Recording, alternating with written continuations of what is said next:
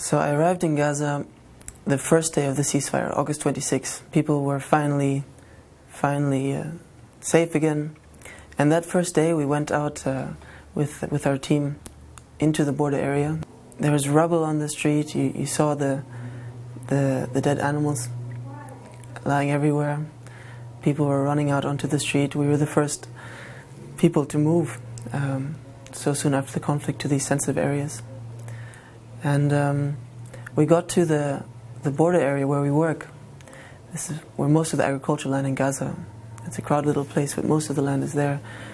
And I remember seeing my field officers who had been working with the ICRC for 10 years. They were speechless. These fields were turned into battlegrounds. Everything was upside down. You had irrigation systems ripped out. You had sand dunes 5 meters high. You had reservoirs toppled over. You had the majority of the houses in ruins. And yeah, it was like an earthquake, but more violent. And so when we looked at the sea of destruction, we weren't sure where to start, what to do, and it was a feeling of hopelessness, but just for a second, because we got back to the office that day, and my field officers, they're so experienced, they've been through 3 wars already. They immediately said, okay, we have 3 priorities. First, we have to re-level the land. Without that, nothing can happen. We can't rebuild the roads, we can't rebuild the irrigation systems, nothing. So that's the first thing. We need to re-level this agricultural land. Second, once that's done, we improve the access, we open roads. And then third, we put in place the irrigation systems again so farmers can farm the land. So we knew from the first day that we had to level the land. That was a precondition for everything else. But before we could do that, we had to clear and check the land of unexploded remnants of war, because you had huge amounts of artillery and tank shells fired.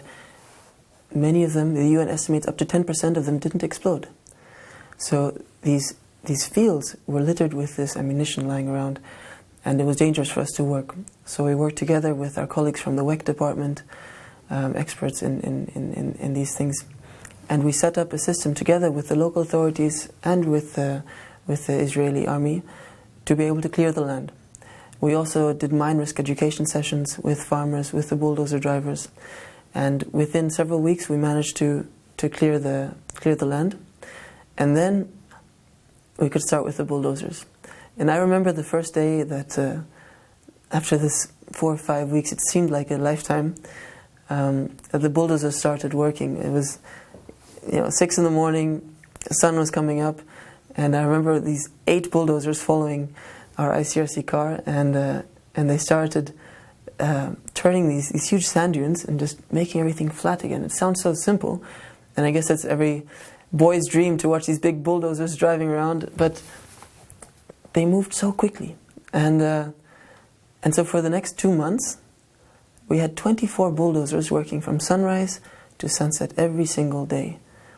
And we managed to re-level all of the border area from the north to the south before the rainy season started in November.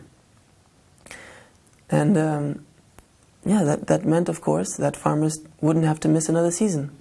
Many of these farmers didn't just lose their irrigation systems, didn't just use their inputs, but they also lost their source of livelihoods. They couldn't earn income. They were in debt. And so after re-leveling the land, we followed it up with giving farmers conditional cash grants to be able to restart farming, because they didn't have the money to reinvest into their fields. And so they bought irrigation systems, they bought the inputs, and now they're starting to earn revenue to pay off the debts. I wouldn't say it's a drop in the ocean, but we've got a long way to go. If you look at the scale of the needs in Gaza, our work in the border area addresses a certain place, a certain population. We cannot do everything. But for these communities, these farming communities in the border area, to them it really makes a difference what the ICRC is doing there. And And so it was, yeah, it was a huge, remarkable experience for me.